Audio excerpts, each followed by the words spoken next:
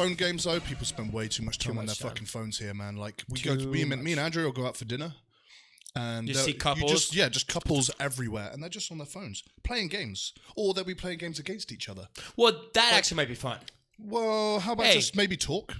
Yeah, but if that couple's enjoying a game, I would love to play games with Arena. Fair, that's probably very rare that they're playing together. Hey, if Arena would hey, do you want to have a game of chess? Hey, do you want to? Fuck yeah. I'm a gamer at heart. You can sit down there and talk, but these guys, they sit in silence for hours and just eat. And just game. But that just shows, to me, it's sad. I just think the social skills are just going away now. They're just not. But I guess here as well, there's a whole different thing about relationships. It's not a normal Most relationships here aren't normal. They're like kind of arranged and forced. Yeah, it's for like most of them don't reasons. even really like each other. I think it starts off it's for security, and it's just a traditional thing. It's nothing, whatever. It's their culture, their tradition, but those things are dying out, thankfully. That must be good for someone like Andrea, though. Like, she kind of is one of those people that are breaking the mold, in a sense. Where, you know what I mean? Her generation, like, are the but they're first still in her generation, though. Oh, yeah. I know some personally that got married at 20, and they're, like, 25, and they're just, like, desperate for kids. So don't you want to go on, like, have you ever been outside of your city? No. Have you ever been outside of your community once? Like, legitimately, I went down the road one time. Yeah. It's that's not the that thing, nice. but they just don't know any better. So I'm glad that this generation has a lot more people breaking the mold a little bit more. But as well as, like, gaming and phone gaming, like, I think people are being a bit more socially interactive now. I think in the West, people are getting worse. There's probably more and more people spending too much time on their phone, whereas in China, people are maybe trying to put down the phone a bit more because I don't know if that's true. Do you think so? From what I see, like from my point of view, but then I probably am not seeing. Yeah, I think it's getting worse. It's hard to say here in this country because there are just so many people. What if you see a group of 100 people doing something? It's easy to assume that that's what everyone's doing. Because if you see 100 people doing the same thing in America or the UK or Canada, it's more than likely that's a trend and that's what a lot of people do. Whereas here, there are just so many fucking people and there are so many different trends and so many different things going on. You can never pinpoint one thing that everyone's doing.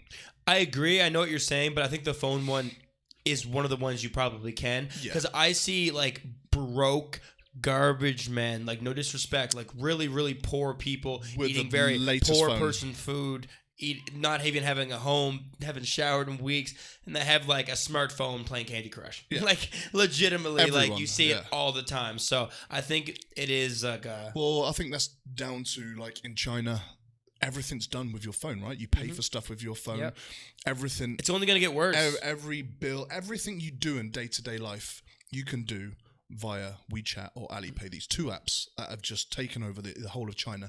Super convenient, really, really good apps. And if you can if you know your way around them, they're amazing. Like in England and in the West, we have the Apple Store and the Play Store, right? And they're full of lots of different apps for different things. Whereas in China, everything is under one umbrella. Two. Under Alipay and WeChat, mostly WeChat. And all the apps that they download here are apps within one app, WeChat. It's not separate apps. You can download separate apps, but most of them all are under that same umbrella. So it's really... You can get your basics for sure. Everything. Like, you have no idea about how deep WeChat goes. I think with until you start doing business online in China, and you start figuring out... I watched a cool YouTube video on it. It's like 35 things WeChat can do you didn't know about. And I was like, what the fuck? Try 3,000 things you didn't know about. It just blew my mind.